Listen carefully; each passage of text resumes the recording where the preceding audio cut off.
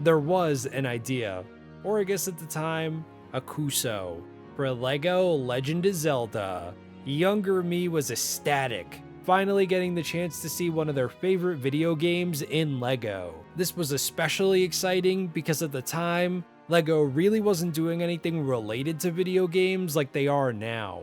Unfortunately, that pitch was rejected.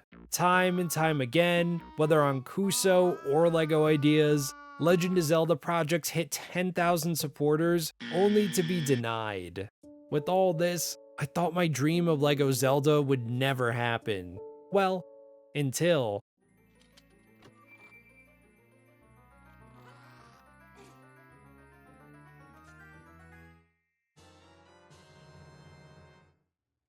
Today we're looking at the LEGO Legend of Zelda Great Deku Tree 2-in-1, and man, I can't believe this is actually real. Because I'm hyped, I'm going to take you through the build, point out some Easter eggs and lore along the way, and also discuss the reception I've seen online for this set. Without further delay, let's get building. Across 23 numbered bags, we'll start the build with our Ocarina boys, Young Link and Adult Link. These two figures might be peak. I mean, all the figures in this set are peak, but these two especially are exactly what I wanted growing up. These Links have intricate hair hat molds that perfectly match their iconic look. Both also have alternative faces to express other hayas and other soothed tones. Young Link has dual molded arms and short legs, the latter of which is covered by a skirt piece to emphasize a flowing tunic. His loadout features the Deku shield and a short sword, the first two items you obtain in Ocarina. Adult Link, or just Link, is all grown up with an aged up face, as well as dual molded legs and arms.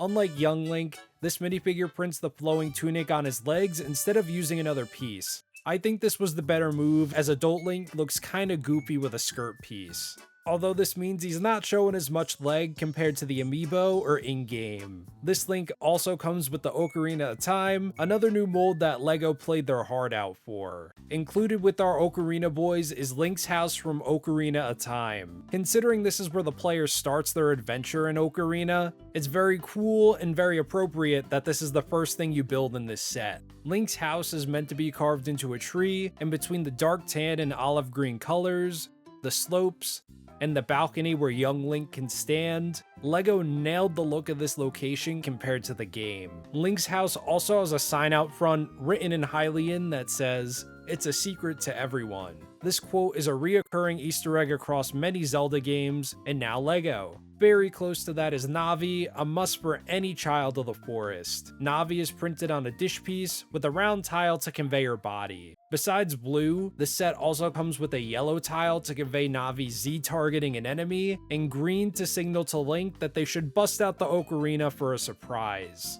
Spinning this around, we have a small bed for Link at the top. The bedroom is small compared to in-game, but since the main focus of this build is displaying it from the front, I don't think the size of the interior really matters here. On the bottom is basically Link's inventory with space for all his accessories, including a hookshot, a bomb, a green potion to refill your magic meter, a red potion for your health, a compass, and the iconic Hylian shield. It's another new piece made for this set, though mine looks slightly off-center.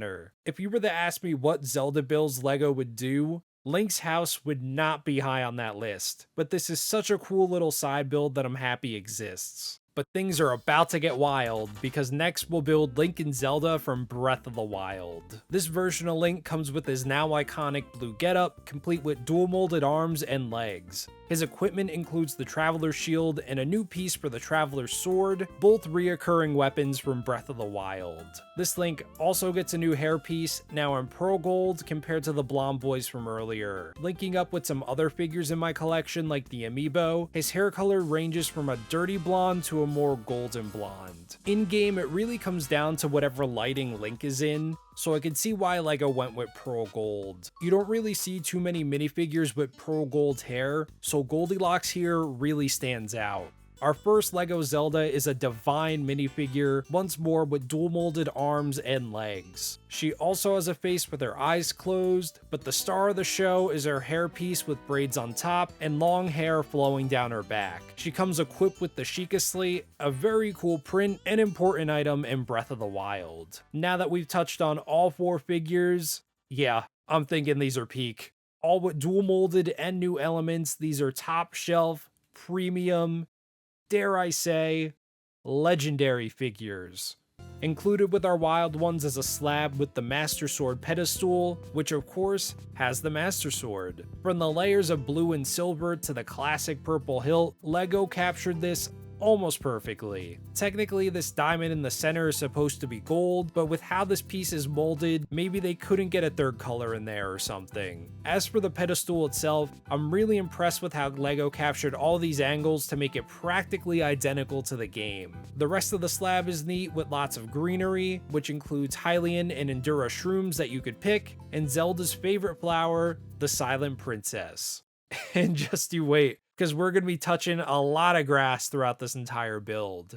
There is also space in the back for Hetsu, a buildable character who's a larger Korok. In-game, you give him Korok seeds for his maracas in exchange for increasing the size of your inventory. Speaking of maracas, thanks to a loose stud in these red dome pieces,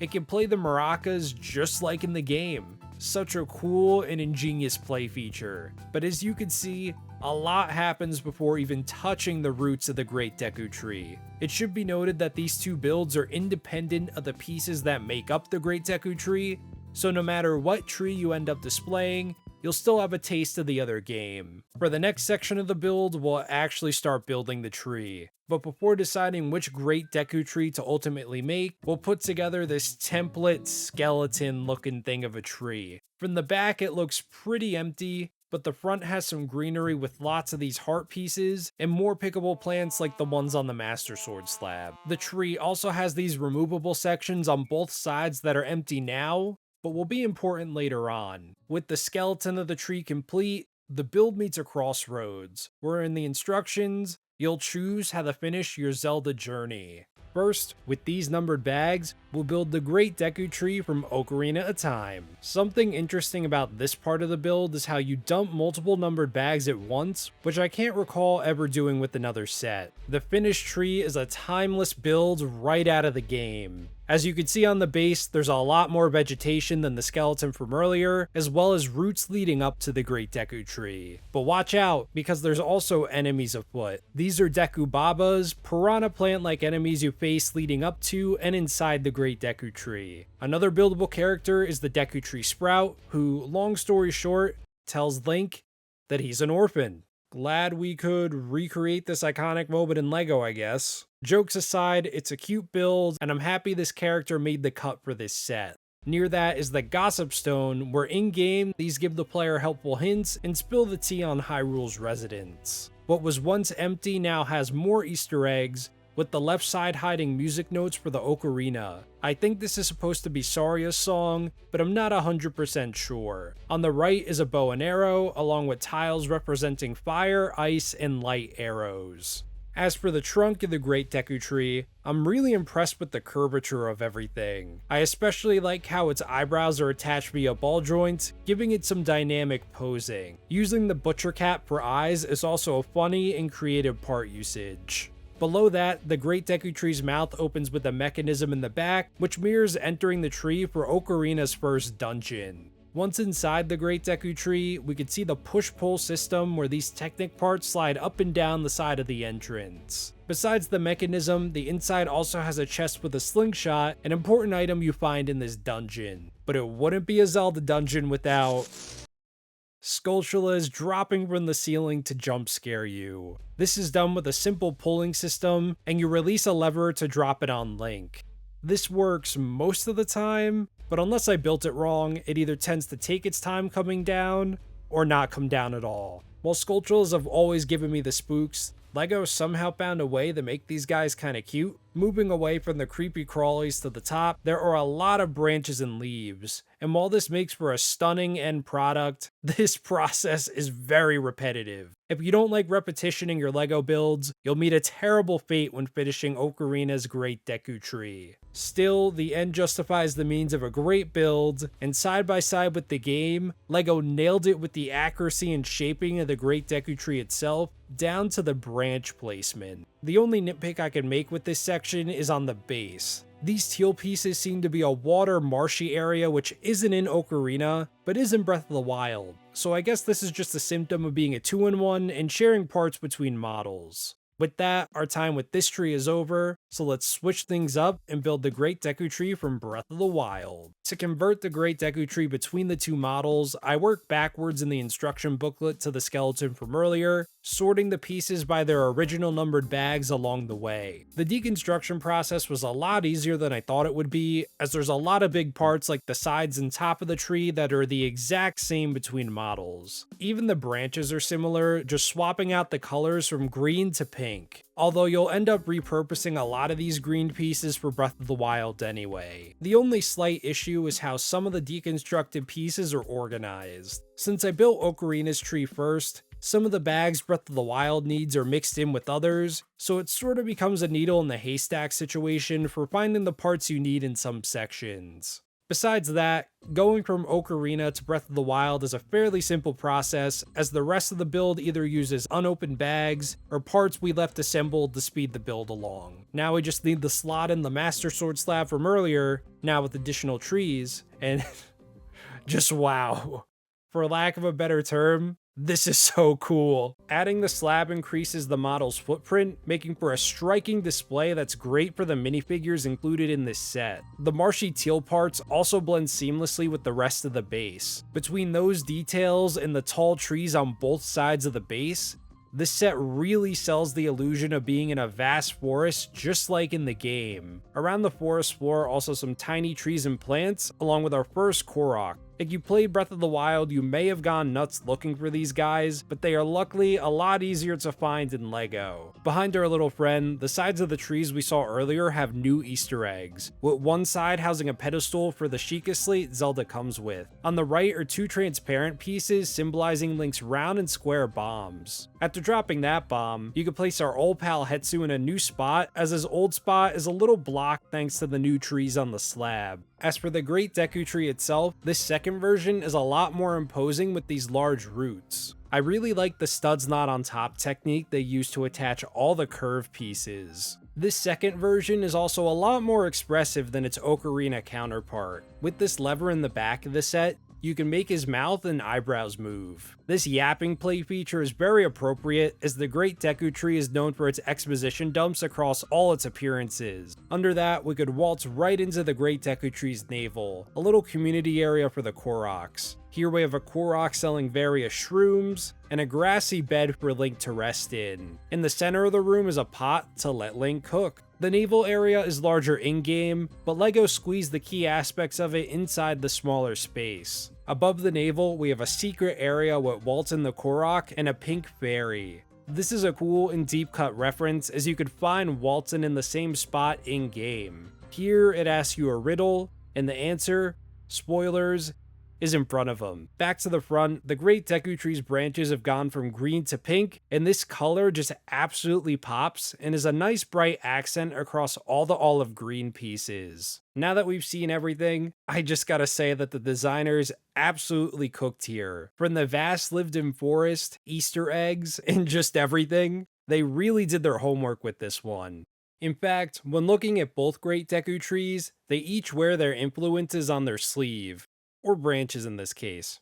It's impressive how well the designers translated all the different angles into LEGO form. Of course, I'd say LEGO's Breath of the Wild tree is more detailed than Ocarina's, but that's because we're comparing an HD Nintendo Switch game to a Nintendo 64 game. While I think Breath of the Wild is the winner between the two trees, you can't go wrong with either tree, as both are great display pieces. But despite everything we've discussed, there is one big ancient elephant in the room with this set, and that's the price. The largest talking point I've seen online about this set isn't the top tier minifigures, cool game accurate builds, or how LEGO Zelda's finally a thing, it's how expensive it is. This meme is pretty funny though. Don't get me wrong, $300 for a LEGO set is expensive, and to put it in perspective, these are the same price. This was actually one of the memes that was going around. However, for this particular critique, I think most fans interested in this Zelda set probably already own a Nintendo Switch, so these things being the same price won't necessarily defer a purchase or make someone choose one or the other, it's just the principle of it all. LEGO-wise, compared to other gaming themes like Animal Crossing, you could buy every set currently on shelves for around the same price as this one Zelda set. At least for Zelda's high price point, there are a lot of premium elements. The minifigures are some of LEGO's best with dual molded arms and legs, and between all four, 6 new elements, most of which are very intricate, which doesn't come cheap. Like most LEGO gaming sets, all the pieces are printed, and this set has 19 printed parts. Granted, there shouldn't be any stickers in a set this expensive, but this type of thing tends to impact pricing. I think there's also value in the set being a 2-in-1, as you get that second building experience. Instead of just putting it on a shelf and calling it a day, your display could get a nice refresh by building the other great Deku tree. If you don't plan on swapping trees, there are plenty of good parts that could be repurposed for mocks. On screen are the unused pieces for the Breath of the Wild Great Deku tree. Across the entire set, a particular highlight for pieces is getting 48 of these new for 2024 stacked leaf pieces. In general, this set comes with a lot of large pieces, but I imagine you probably won't be a fan of all the unused or sizable pieces if you don't make your own LEGO creations. Combine all that with IP licensing fees, and you have yourself one big financial wombo combo. As for the classic review questions, is the set worth buying? Is it overpriced? I really can't say.